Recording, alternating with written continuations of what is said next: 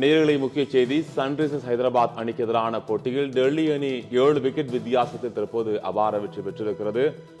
இன்று ஆந்திராவின் விசாகப்பட்டினத்தில் நடைபெற்ற முதல் லீக் ஆட்டத்தில் டெல்லி கேபிட்டல்ஸ் அணியும் சன்ரைசர்ஸ் ஹைதராபாத் அணியும் மோதின. இதில் முதலில் ஆட்டத்தில் டாஸ் வென்ற ஹைதராபாத் அணி பேட்டிங் செய்தது.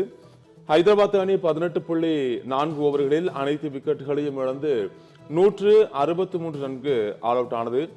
ஹைதராபாத் தரப்பில் அதிகபட்சமாக அனிகேத் வர்மா 74 ரன்கள் எடுத்திருந்தார். டெல்லி அணி தரப்பில் மிச்சல் ஸ்டார்க் 5 விக்கெட்டுகளையும் குல்தீப் யாதவ் 3 விக்கெட்டுகளையும் வீழ்த்தி இருந்தனர். தொடர்ந்து 164 ரன்கள் எடுத்தால் வெற்றி என்ற இலக்குடன் டெல்லி அணி களமிறங்கியது. டெல்லி அணியின் தொடக்க வீரர்களாக டூப்ளசிஸ் மற்றும் ஜேக் பிரஷர்மெர்க் களமிறங்கினர். தொடக்க முதலே அதிரடியாக விளையாடிய இருவரும் முதல் விக்கெட்டிற்கு 81 ரன்கள் சேர்த்த நிலையில் விக்கெட் இழந்தனர். இதில் மெர்க் 38 ரன்னிலும் டூப்ளசிஸ் 50 ரன்னிலும் அடுத்து வந்த ராகுல் 15 ரன்களிலும் அவுட் ஆன நிலையில் அடுத்த இந்த 3 பேர் விக்கெட்டையும் சியான்சன் அன்சாரி வீழ்த்திய நிலையில் இறுதியில் டெல்லி அணி 16 ஓவர்களில் 3 விக்கெட் மட்டும் இழந்து 166 ரன்கள் எடுத்து 7 விக்கெட் வித்தியாசம் தற்போது அபார வெற்றி பெற்றிருக்கிறது.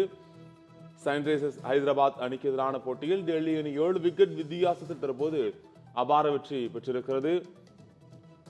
ஆந்திராவின் விசாகப்பட்டினத்தில் நடைபெற்ற முதல் லீக் ஆட்டத்தில் டெல்லி கேபிட்டல்ஸ் அணியும் சன்ரைசர்ஸ் ஹைதராபாத் அணியும் மோதிய நிலையில் தற்போது 166 ரன்கள் எடுத்து 7 விக்கெட் வித்தியாசத்தில் தற்போது டெல்லி அணி அபார வெற்றி பெற்றிருக்கிறது.